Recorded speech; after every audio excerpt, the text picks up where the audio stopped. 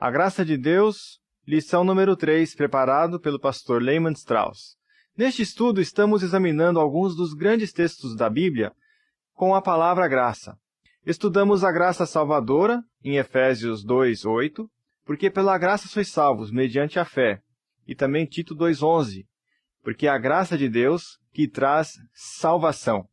Nestes dois versículos, nós temos o verbo salvar e o substantivo salvação, associado à graça de Deus. Depois estudamos a graça suficiente em 2 Coríntios, capítulo 12, versículo 9. Se a graça é para salvar os pecadores, a graça é suficiente também para os sofredores. Vimos então que os filhos de Deus têm graça suficiente quando estão sofrendo. Lemos em Romanos 5:2 a firmeza na graça. Paulo disse, pelo qual também temos entrada pela fé a esta graça, na qual estamos firmes. Hoje queremos ler Colossenses 3:16. Não sei o quanto você está familiarizado com muitos dos 3:16 na Bíblia. Sim, os capítulos 3, versículos 16 que encontramos na Bíblia. Eu tenho certeza que você conhece bem João 3:16. Há outros 3:16 muito preciosos, e um deles é Colossenses 3:16. Vamos ler. Colossenses 3:16. A palavra de Cristo habite em vós abundantemente em toda sabedoria, ensinando e admoestando uns aos outros com salmos, hinos e cânticos espirituais, cantando ao Senhor com graça em vosso coração. Cantando com graça em vosso coração ao Senhor. Nós aprendemos sobre a graça salvadora, também a graça suficiente, firmeza na graça, mas o que quer dizer cantar com graça? Às vezes cantamos num grupo ou na igreja, e para muitos isso não exige muita graça, tem um dom natural. Normalmente isso é verdade, mas às vezes precisamos muito da graça para manter a música tocando. Há muitos anos, quando eu pastoreava na Pensilvânia, havia uma senhora que ia à igreja apenas aos domingos pela manhã. Ela chegava sempre depois que o culto havia iniciado, e sentava lá no fundo. Logo após a bênção, ela já saía, já ia embora antes dos outros. Um dia eu pedi ao introdutor se ele conseguiria identificar essa senhora para mim. Então ele conseguiu pegar o nome e o endereço dela, e eu liguei para sua casa e fiquei sabendo o motivo porque ela chegava na igreja sempre mais tarde e porque ela saía antes de todos os outros. Ela era casada com um homem mau. Agora ela tinha aceitado a Cristo, mas ela tinha muita vergonha do comportamento do seu marido. Fomos visitá-la, lemos a Bíblia, oramos e tentamos encorajá-la. Algumas semanas depois recebi o telefonema de um agente funerário, dizendo que tinha uma notícia desagradável para mim. Quando ele disse do que tratava, eu fiquei muito chocado. A questão era que o marido dessa mulher chegou em casa bêbado, espancou tanto seu filho de 10 anos que o menino morreu. Essa senhora então queria que eu realizasse o funeral. Enterramos o menino e o pai foi preso. No domingo seguinte, ela foi à igreja. Mas ela não chegou atrasada, nem sentou na parte de trás. Chegou antes do início do culto e se sentou mais à frente. Naquela manhã cantamos um dos nossos hinos de adoração. Ah, que comunhão, que alegria divina inclinar-se sobre os braços eternos. Eu olhei para a congregação e vi esta senhora. Ela estava com o inário aberto e cantava. As palavras saíam da sua boca e as lágrimas escorriam pelo seu rosto. Ela chorava copiosamente, mas cantava. Ali estava uma pessoa que não tinha perdido a sua canção. Eu disse para mim mesmo, isso sim é cantar com graça. Foi a graça que fez aquela senhora cantar daquela maneira naquele dia. Paulo diz que mesmo nos sofrimentos devemos nos alegrar. Deixa eu fazer uma pergunta para você. Você perdeu a sua canção? Não tem mais alegria na sua vida? Como é que você reage às provocações? E quando as coisas não estão caminhando do jeito que você queria, qual é a sua reação? Aquela mulher não tinha perdido sua canção, mas precisou muito da graça de Deus para cantar. Eu olho para alguns cristãos e eles me dão a impressão que foram batizados com uma limonada azeda. Afirmam ser salvos, mas não existe alegria. Não há nenhuma canção em suas vidas. Vivem reclamando, resmungando, reclamando. Ah, meu amigo, se você está ouvindo essa mensagem, o que você precisa é a graça de Deus. Você precisa chegar a Deus, como diz Hebreus 4,16. Cheguemos, pois, com confiança ao trono da graça, para que possamos alcançar misericórdia e achar graça, a fim de sermos ajudados em tempo oportuno. Você precisa da graça para cantar. Graça que vai colocar novamente uma canção no seu coração, na sua alma, e que vai te ajudar no relacionamento com as pessoas. É terrível quando nós cristãos mostramos ao mundo que a pior experiência da vida é se tornar cristão. Cantando com graça, a palavra de Cristo habite em vós ricamente, abundantemente. Agora, você sabe como manter a música e a alegria no seu coração? Veja, o problema é que muitas vezes dizemos que não temos tempo para estudar a Bíblia. Creio que uma das grandes carências hoje é o fato de não estudarmos a palavra de Deus. Eu viajo por todo o país e poderia mencionar várias igrejas que lidam com espetáculos e outras coisas sensacionais. Mas se essas igrejas anunciam uma conferência bíblica ou o ensino da Bíblia, as pessoas não aparecem.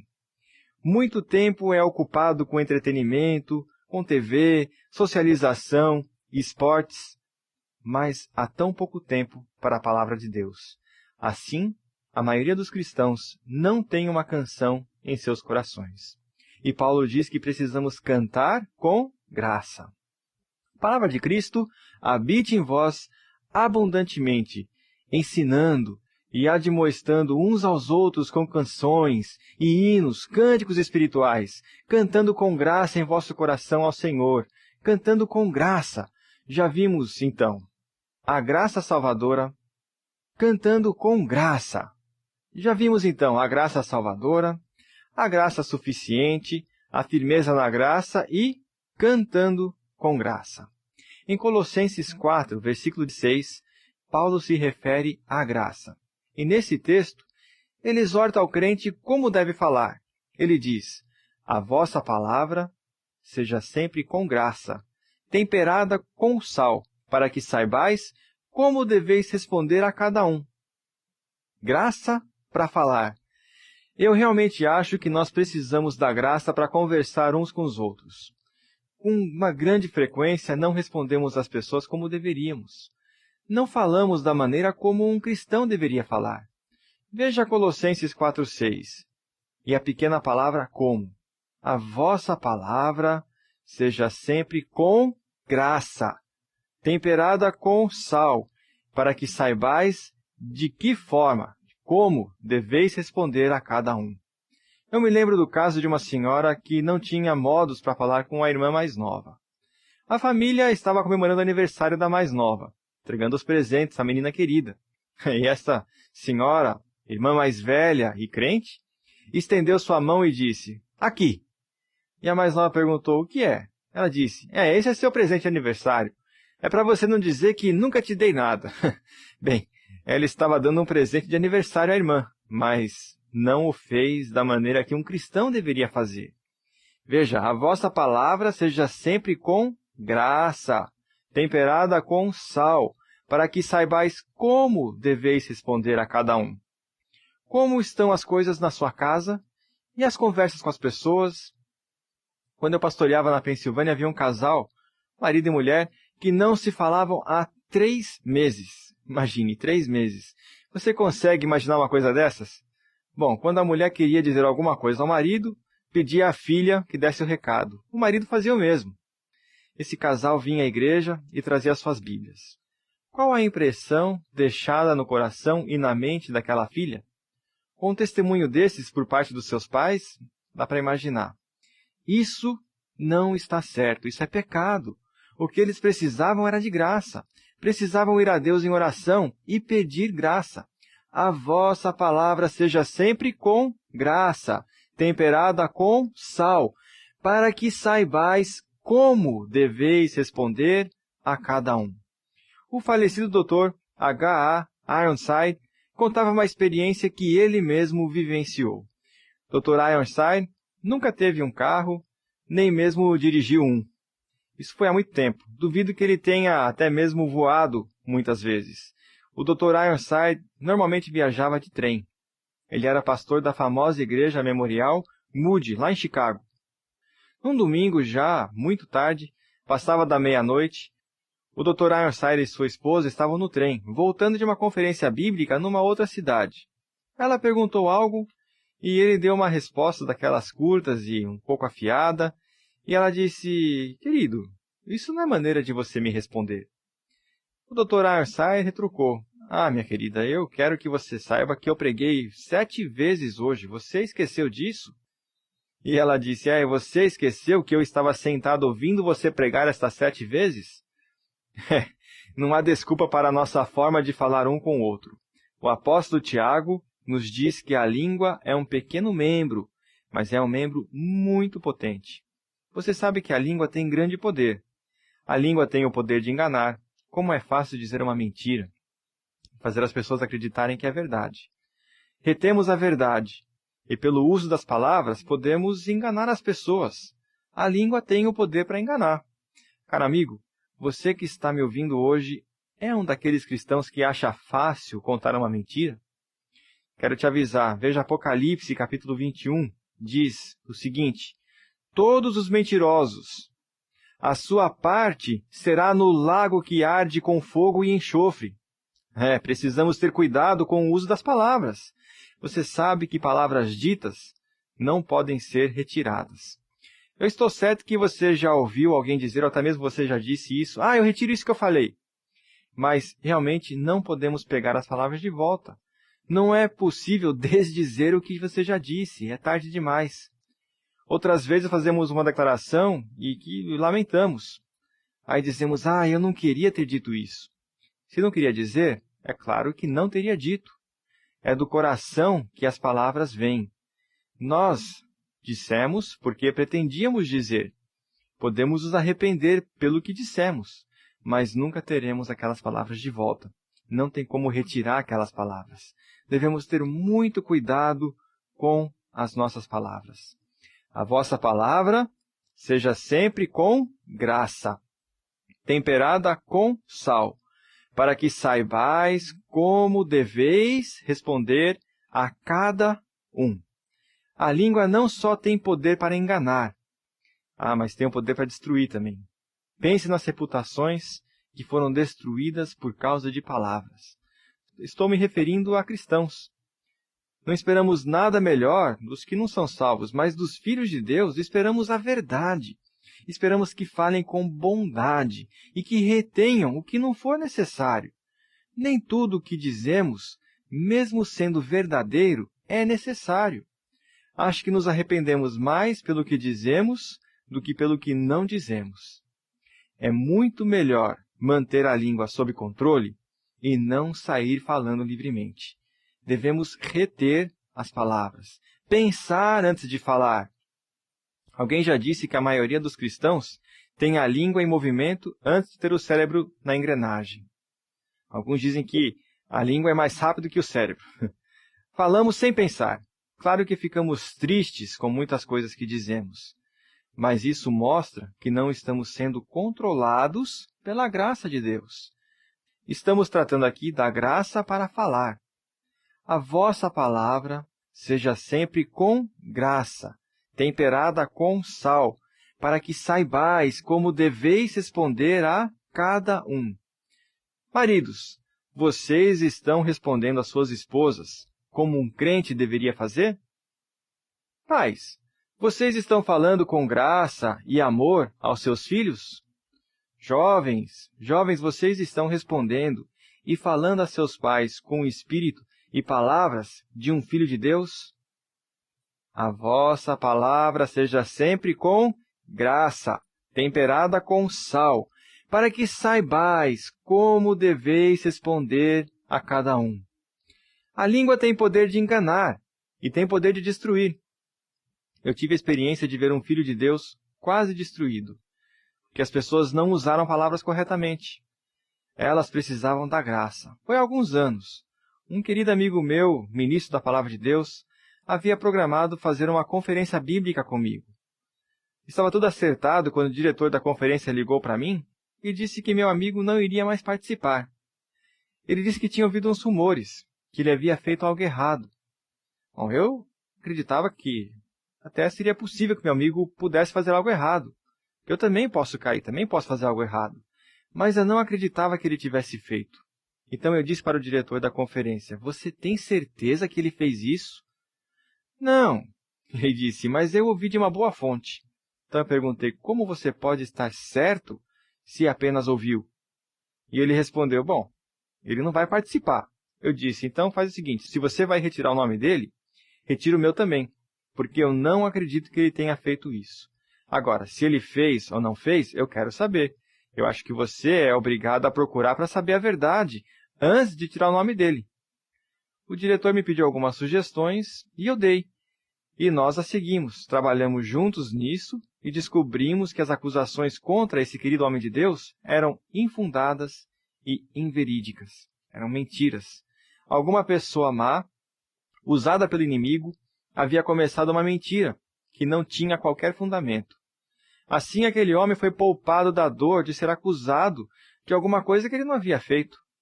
O diretor da conferência bíblica ficou muito constrangido, envergonhado, e ele me disse, eu aprendi uma grande lição com isso.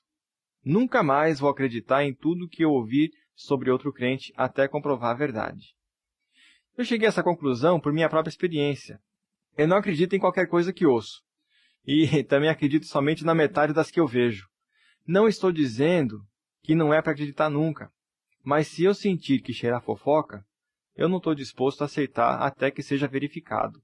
A pessoa que me contou pode ter ouvido de uma fonte confiável. Essa história pode ter sido exagerada. Pode estar 4, 5 ou 10 vezes mais distante da verdade real.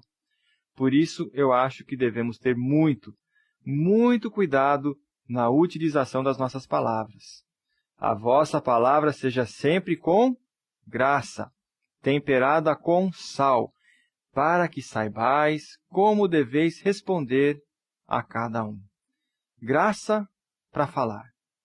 A língua tem poder não só para enganar e destruir, mas também tem o poder de contaminar. Basta pensar na profanação terrível.